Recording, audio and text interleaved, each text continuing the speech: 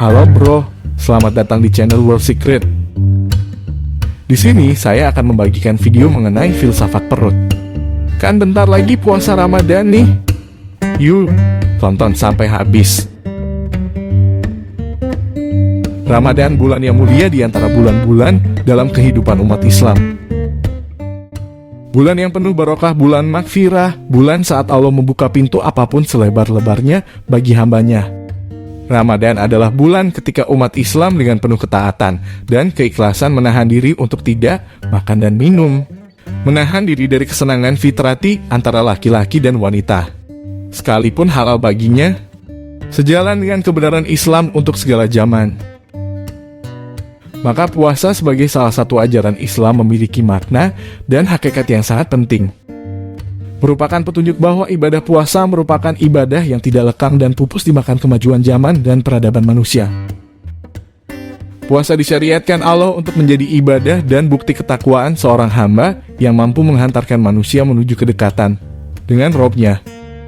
Puasa adalah ibadah yang tepat dan selalu relevan dan cocok dengan perkembangan zaman. Satu pertanyaan yang menarik adalah, apakah puasa masih tetap cocok dan relevan pada zaman materialisme dan hedonisme ini? Jawabnya tetap dan akan selalu menjadi problem solving bagi manusia. Marilah kita cari pembuktiannya. Dalam terminologi ilmu fikih kita mendapatkan salah satu pengertian puasa adalah al-imsak dari makan dan minum. Dan kita tahu bahwa materialisme adalah racun pikiran yang sedang gencar-gencarnya membudayakan gaya kehidupan serba materi. Suatu perangkat musuh-musuh Islam dalam budaya kehidupan duniawi saja. Materialisme berusaha memabukkan umat racun nikmatilah hidup ini sepuas-puasnya, karena hakikat kehidupan itu hanya di dunia saja. Tumpuklah harta sebanyak-banyaknya dengan jalan apapun. Milikilah semua barang yang kami tawarkan. Lihatlah dan tirulah gaya kehidupan kami. Ikutilah tradisi kehidupan kami. Materialisme adalah filsafat perut. Ia mengajarkan bahwa tujuan hidup adalah mengisi perut sepuas-puasnya. Materialisme mengarahkan pikiran dan hati manusia hanya untuk bersenang-senang. Suatu racun yang mengajarkan mengabdilah kalian kepada perutmu, jadilah hamba perutmu. Tuhan adalah hawa nafsu untuk memenuhi tuntutan kebutuhan perut dengan jalan apapun.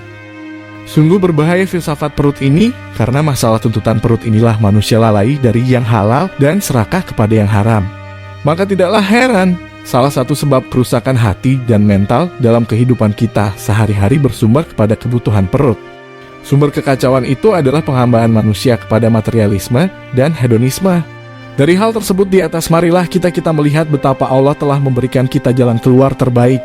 Allah menjadikan puasa sebagai wasilah untuk bertakwa kepadanya. Puasa merupakan bukti ketakwaan dan jalan menuju takwa. Ramadan dengan puasanya adalah bulan pematangan mental dan jiwa. Ramadan dan puasa adalah hari-hari penggemblengan hati dan fikir untuk selalu mengabdi dan taslim kepada nilai dan hukum Allah. Kita memahami bahwa selama hari-hari puasa kita menahan diri dari keinginan memenuhi kebutuhan kita sehari-hari. Makan dan minum. Hari-hari perenungan itisaban, betapapun perut kosong kita mesti menahan diri sampai batas yang ditentukan Allah saat berbuka puasa. Puasa adalah hari-hari kesabaran manusia, mungkin ujian untuk meredam diri dari pemenuhan kebutuhan perut. Ramadan adalah saat paling tepat untuk melatih hawa nafsu agar tunduk dan taslim kepada Allah. Sebulan lamanya umat Islam dilatih agar mampu melepaskan diri dari perangkap hawa nafsu, terutama hawa nafsu pemenuhan kebutuhan sehari-hari. Dengan puasa, seorang muslim ditraining untuk memerdekakan diri dari jeratan keinginan menikmati makanan dan minuman yang lezat-lezat.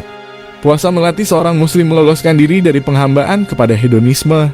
Dalam puasa, seorang muslim kosongnya perut menghantarkan dirinya kepada kejernihan pikiran hati.